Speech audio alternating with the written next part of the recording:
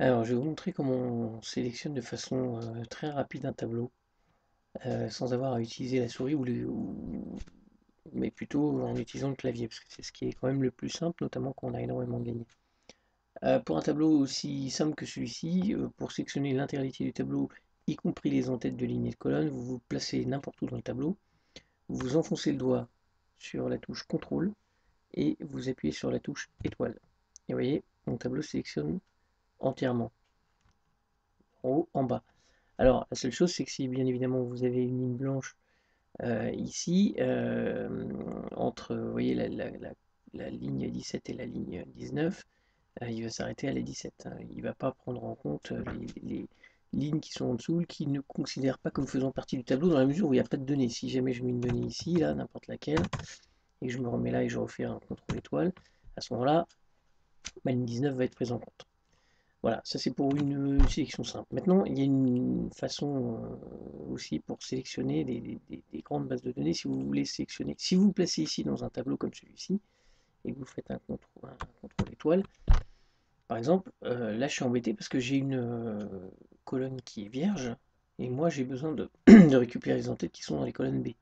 Donc je vais me placer ici en B, je vais enfoncer les touches CTRL majuscule et ensuite je vais utiliser les flèches.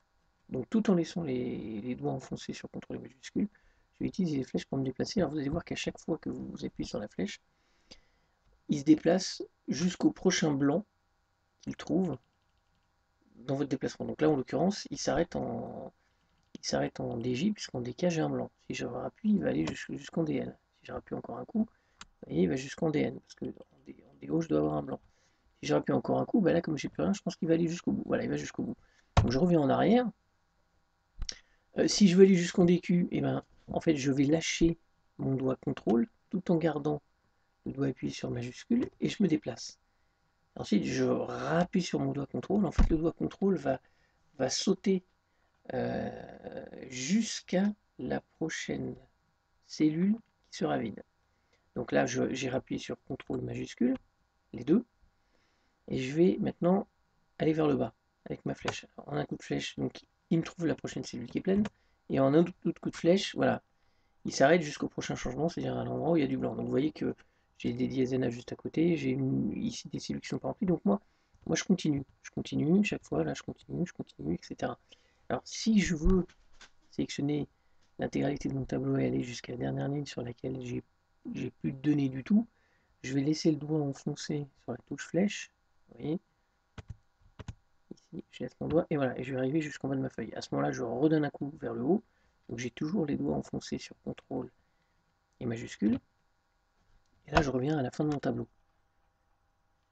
Donc je suis en ligne 2056. Alors, comme ça c'est un peu barbare, mais je vous montre que c'est très rapide.